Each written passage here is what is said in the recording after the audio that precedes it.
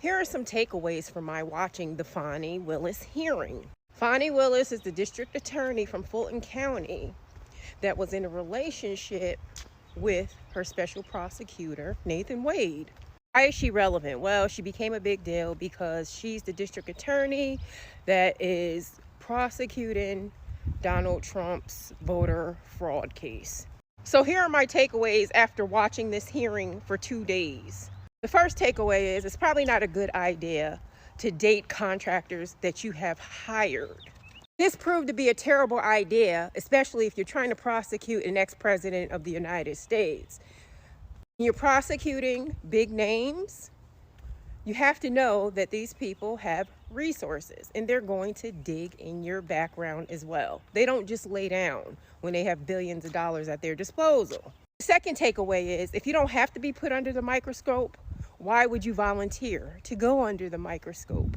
At the point when Miss Willis entered the courtroom, it was not determined that she had to testify. She wanted to.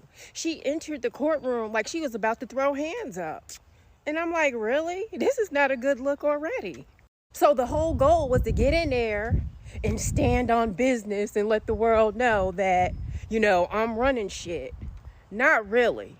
In efforts to prove the timeline, not her innocence because she admitted to having sex with Nathan Wade, but she got up there and just started running her mouth. And as a prosecutor herself, she knows that's a gift. It's a gift when you're a prosecutor, not when you're sitting and testifying in a hearing about yourself. I saw a lot of TikTok videos where people was like, yeah, she got up there. She told them she stood on business. Yeah, did you hear her? Yeah, she didn't pull no punches, blah, blah, blah. But I just wondered if those people heard her say that she took money from her campaign, took cash, and put it in her house. Did they miss that part? They know that's not legal, right? The third takeaway that I learned is if you have a public position, you don't have a private life. It's not a great idea to testify that you didn't know the code of ethics. As a district attorney and an attorney, I think she should know that ignorance is no defense. The other thing is you can't say that your relationship wasn't hidden, that it was just private. It's not private when the person that you're in the relationship has a whole damn wife. Not just a wife, but a wife that's in the middle of a divorce with income disclosures.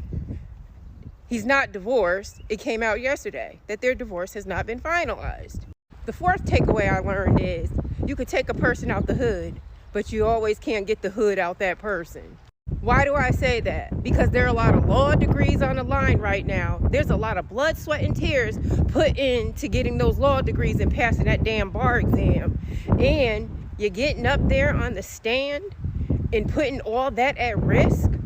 Terrence Bradley was the partner of Nathan Wade in the law firm. So they got him up on the stand and eviscerated his ass, and they're not done. He tried to bring that code of silence, no snitching rule under the guise of attorney-client privilege. He tried to bring that shit up on the stand, and they cornered that ass. Bruh, you at risk for perjury. They're not done with you. It was effortless. It was effortless the way they got his ass. They asked him if he was the attorney that did Nathan Wade's divorce papers. He said yes. Yes, he was. And he had been asserting attorney-client privilege from 2017, 2018. You know the defense was not going for that broad shit right there. Those broad dates in that wide open space. They wasn't going for that. So they said, what date did you sign the engagement? I don't know. You don't know when you took on a new client. You don't know how much you charged the new client for the divorce. Nope. I don't have it in front of me. We in a digital world, dude. We're in a digital world. And you're an attorney too? I don't know who the hell been hiring you. But they got his ass. So then they go on to say, okay, you don't know the dates. How much did you make? How much did you invoice Nathan Wade for your services for the divorce? I don't know. So now it looks like he perjured himself because he said in earlier testimony that he left that law firm due to something that falls under attorney-client privilege, and it had to do with Nathan Wade's divorce, which is not true. We know that's not true because Nathan Wade is still married. That came out yesterday, late in the afternoon. And the other part is the state got up and said, have you been accused of sexual assault by an employee at the law firm? So he admitted that he did do that, and he said that he left because of that. And he had left $20,000 in escrow. And they asked him, did he pay her off, the employee? And first he said no, he didn't pay her off. And they said, okay, so you just left the law firm with $20,000 in escrow. Is that right? Which didn't make any damn sense, so, they had him. Then he finally admitted that he paid her off for the sexual assault. Now you're probably like, what the hell does this have to do with Fani Willis? Okay, so now that they got him to admit that, and then a second person came forward, they had her ready to testify, but he had already got off the stand. So I don't know what's going to happen with that next week. But because he admitted that he didn't leave the law firm because of something related to Nathan Wade's divorce, next week they're going to figure out if they're going to make him testify about what he really knows about Fani Willis and Nathan Wade's relationship, because there is no attorney-client privilege as it seems right now. Also, there's no engagement, there's no agreement where he signed on as the attorney. So I don't know what's going to happen next week. I know I went off on a tangent, but I guess my point is all that keeping it real shit, some shit you gotta leave behind, okay? I ain't say forget where you came from, but that shit still ain't for you, because now you in different spaces and everything you worked for is on the line, and not in a good way. Oh yeah, and Nathan Wade shit is on the line because they got him for perjury already. Terrence Bradley got up there and contradicted him with the credit card use. The fifth takeaway is, do not use business credit cards for personal use and then tell the world about it. So Nathan Wade and Fani both testified in this hearing that Nathan Wade purchased tickets on the business credit card, and then she reimbursed him in cash. So they're both, their stories are aligning because obviously they talked about it, and they're trying to cover themselves because they're more slicker than my man Rick, right? No. So all those people that felt like, yeah, she went in there and stood on business. Yeah, she went in there and stood on the wrong side of business. Because when you use business credit cards, it should be for business. They said they used it for a trip for his birthday because she had such a terrible 50th birthday. She wanted him to have a great birthday, and he had a cancer diagnosis and blah, blah, blah. But they used the business credit card, and then she reimbursed him in cash with no paper trail, and she's not giving up those records, right? So yeah, she stood on business. We just not sure what side of the business. Now there's talk of tax evasion, right? And then here's the other thing. Nathan Wade testified he never, ever used any credit cards belonging to Terrence Bradley. Terrence Bradley got up there and said, yes, Nathan Wade did use his credit cards. And the sixth takeaway wasn't a huge takeaway for me because I know to wear a bra when I'm coming outside. I know that. So I look forward to next week to see what else happens.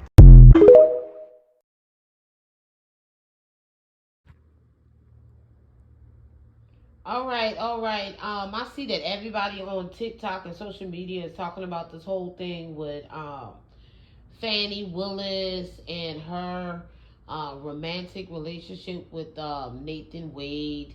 Fani Willis is like the prosecutor of Fulton County.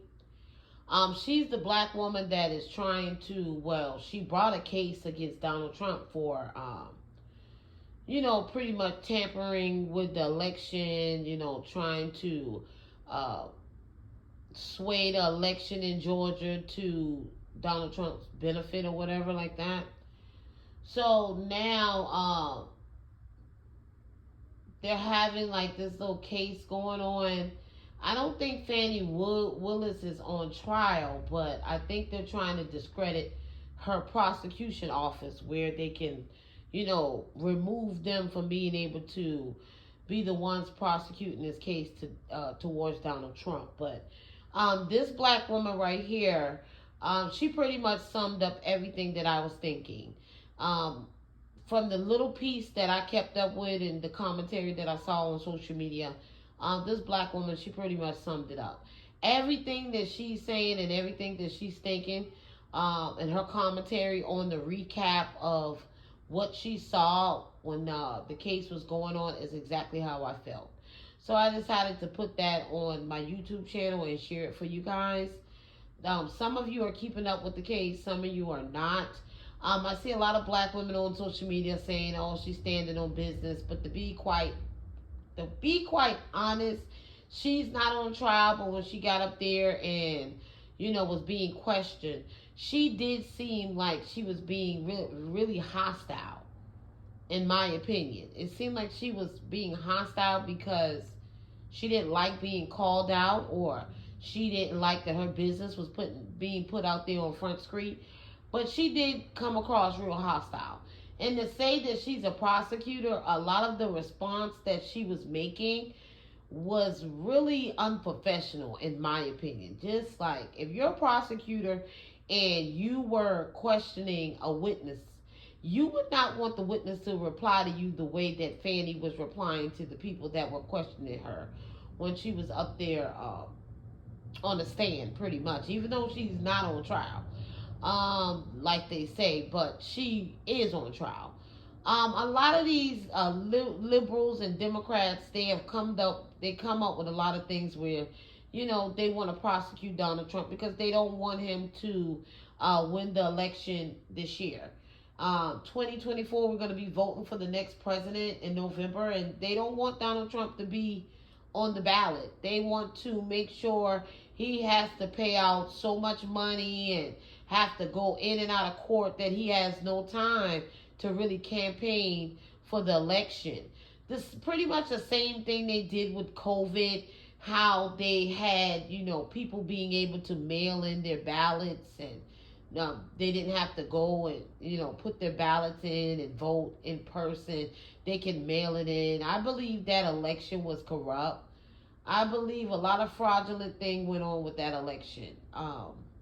That year that Donald Trump and Joe Biden was running to be president, it just seemed real fraudulent. And they don't want Donald Trump to be the president at all. The Democrats and the liberals will stop at anything. They won't stop at anything to make sure he's not the president again. They want Joe Biden to be the president, and they want Joe Biden to continue doing what he's doing, allowing the illegal immigrants to come in here. He's not doing anything for the country, in my honest opinion. He's sending all of the taxpayers' money to other countries to fight wars that we have nothing to do with. Nothing is really getting better in America. To me, America is going down. The cost of living is up. Inflation, it's just not adding up. Nothing is being done. And to be quite honest, Joe Biden and Kamala Harris was a failure. And the people that voted for them should feel dumb and be embarrassed because they haven't done anything in the last 4 years but allow millions and millions of illegal immigrants to just storm the southern border. The crime is up. Nothing is really being done. Nobody's life is really getting better. It's just that, a lot of people are just working from check to check. It's not the American dream. I can tell you that much. And we get another year, another 4 years of the Democrats and Joe Biden. It's going to be horrible. It's already horrible, but it's going to get even worse. So I don't know what people are going to vote for. I'm an independent. I do lean conservative, but I'm an independent voter. So, the Republicans got their problems. The Democrats got their problems also. But I do stand with Donald Trump when it comes to the southern border. Some things that he can, some things he say that I don't agree with, and some things he say that I do agree with. But Donald Trump was trying to do something about the southern border, and they're allowing all of these illegal immigrants from these other countries to come over here. They're committing crimes all throughout New York City. They're robbing people. They're stealing their purses. There's a lot of crime going on with these illegal immigrants. They're here pretty much taking up space and overpopulating the country. It's already overpopulated. And now they're just coming all over the South, overpopulating it too. So I really don't agree with the Democrats. Never did, and I don't like Joe Biden, and I don't like Kamala Harris. She's done nothing for black women or the black community whatsoever in this 4 years. She really haven't even been in the spotlight. It seemed like she's been hiding since she became the vice president of the United States. Complete trash, complete garbage. But let me know what you think about this whole Fani Willis case and the way how Fani operated on that stand.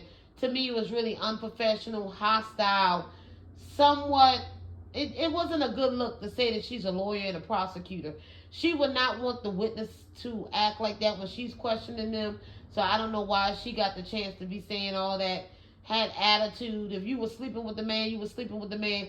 They said Nathan Wade was married and you were sleeping with a married man. That already looks bad. Y'all using the business credit cards to go on trips and to buy your personal, to take care of your personal life, to pay for your children's tuition.